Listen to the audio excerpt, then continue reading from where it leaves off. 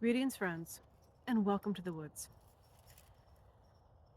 This introduction into the dark season, this All Hallows Eve, I did my traditional looking internally and finding what I expected. I let go of a few things that I had hoped to keep because they were too spiritually expensive to maintain, which was my sacrifice to the dark time, just to give you some understanding of the true meaning of sacrifice. The true meaning of sacrifice is not something you give up or something you kill. To sacrifice something is to make something sacred, to sanctify something. So if the activity that you're doing with your sacrifice is making that thing that you are sacrificing sacred and sacred to yourself, for instance, I'm not going to pick flowers off of the rose bush because the rose bush is I'm making the rose bush sacred. So I'm not going to take any flowers. I'm going to sacrifice that rose bush, keep it pristine so it can be in all of its glory and all of its beauty without the taint of my taking from it. I've just sacrificed that rose bush. I didn't kill it. I didn't harm it. It's sacrificed, it's sanctified. We have this idea that to sacrifice something means to destroy it, to take it away. No. If you're aligned with Source, to sacrifice something is to make it better, to make it sacred, to appreciate its sacred value, and to hold forth to that.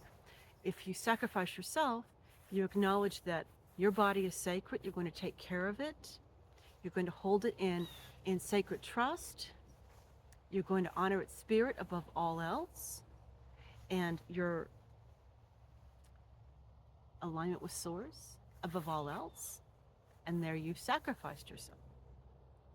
This twisted idea that destruction is sacrifice comes from a system that we don't need to perpetuate.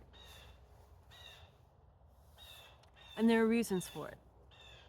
A lot of it has to do with pulling the life essence, often through the blood, and the emotional energy that comes from the pain and the torment and the taking of life in a predatory way. And those who do that are doing that because they can't align with Source enough to bring that vital energy through the natural conduit of requesting, aligning with Source, making a request, and then bringing the energy through. If you can't do it that way, then there's the predatory way, but it's a bad habit. Humans don't have to do that. There are some species who do, and humans don't. So, sacrifice to make sacred. So, I made a few things sacred in my life and gave them up to Source to protect and take care of, hoping that they will perpetuate, but acknowledging that I don't have the tools or the ability to maintain them through the dark period and through the difficult times that are coming. And then I looked outside of myself to the outer darkness to see what was there, and found some disturbing things, some confirmation and some revelation. Confirmations I saw had to do with our medical system and its priorities. Its priorities being that it's a business that makes money. Its priority is not to heal. And yet it is our medical system, and we look on it as something to heal us. I've known for a long time that it has issues, but the level of corruption it has within its essence right now is so profound that it actively suppresses cures, and it actually persecutes people who have cures for those illnesses that they perceive they're making a lot of money on. For instance, cancer.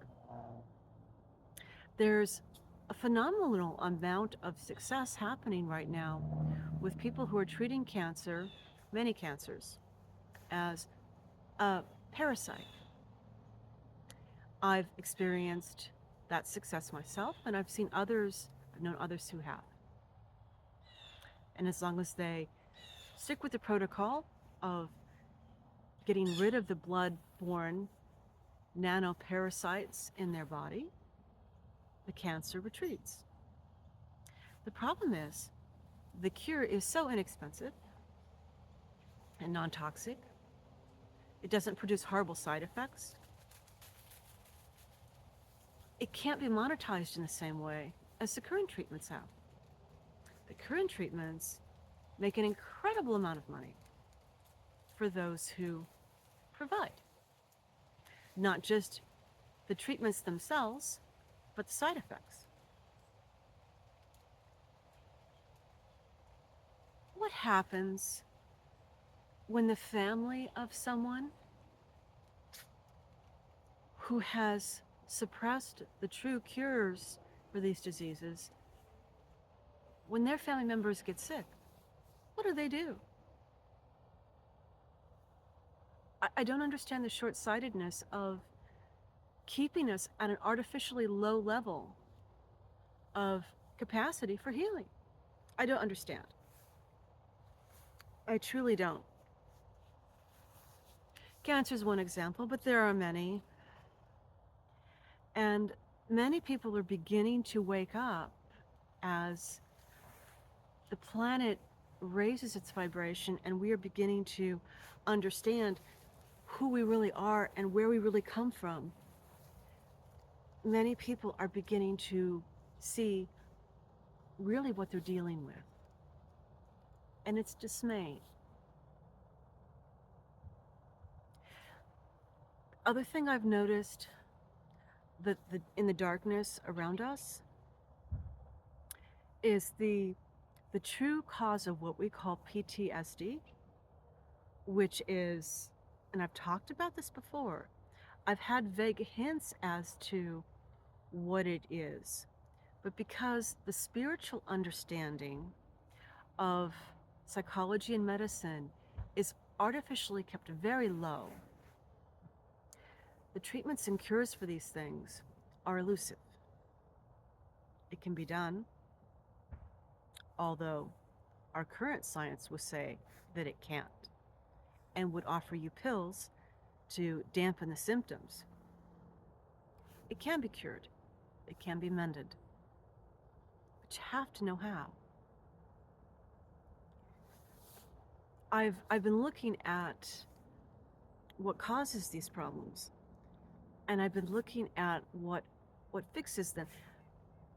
But I have to ask myself, why aren't we helping people? What's the point of keeping people in bondage to this situation, this very difficult situation? And I think it has something to do with the money being made for drugs and treatment.